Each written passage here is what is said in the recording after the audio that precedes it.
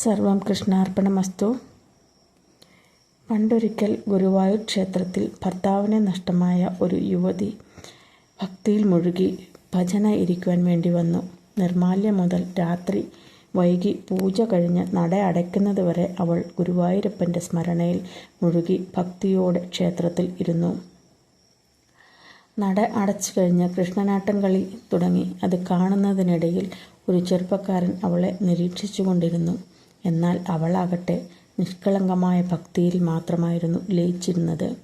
രാത്രി വൈകിയപ്പോൾ കൃഷ്ണനാട്ടം കളി അവസാനിച്ചു.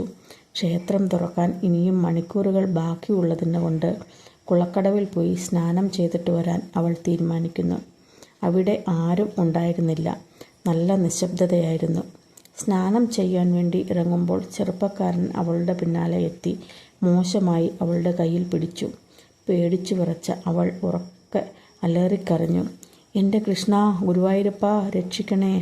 ആ വിളി പൂർത്തിയാകുന്നതിന് മുൻപേ തന്നെ ആരോ വടികൊണ്ട് നിലത്തടിക്കുന്ന ശക്തമായ ശബ്ദം കേട്ടു.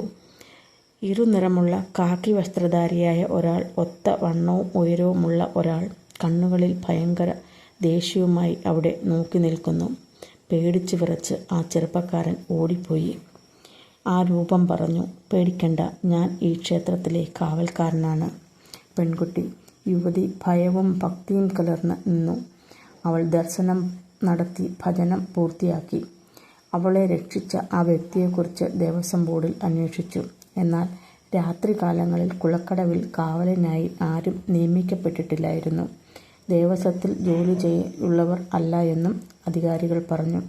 ഈ കാര്യം കേട്ടപ്പോൾ അവൾ ഭക്തി നിറഞ്ഞ കണ്ണുകളോടെ കണ്ണു നിറച്ചുകൊണ്ട് കണ്ണാ, കാർമുകിൽ വർണ്ണ, കണ്ണാ കൃഷ്ണ എന്ന് വിളിച്ചു. അവളുടെ നിഷ്കളങ്കമായ കണ്ണുനീർ ഗുരുവായൂരപ്പൻ്റെ കരുണയായി അവിടെ നിറഞ്ഞു. ഇതുപോലെ ഓരോരുത്തർക്കും ഗുരുവായൂരപ്പനിൽ നിന്ന് ഓരോ അനുഭവങ്ങൾ എല്ലാവർക്കും നടക്കുന്നുണ്ട്. നിങ്ങൾക്ക് എന്തെങ്കിലും ഇങ്ങനെയുള്ള കൃഷ്ണാനുഭവങ്ങൾ ഉണ്ടായിട്ടുണ്ടെങ്കിൽ കമൻ്റ് ഇടാൻ മറക്കണ്ട. ഈ വീഡിയോ ഇഷ്ടമായെങ്കിൽ ലൈക്ക് ചെയ്യാനും കമൻറ്റ് ചെയ്യാനും മറക്കരുത്.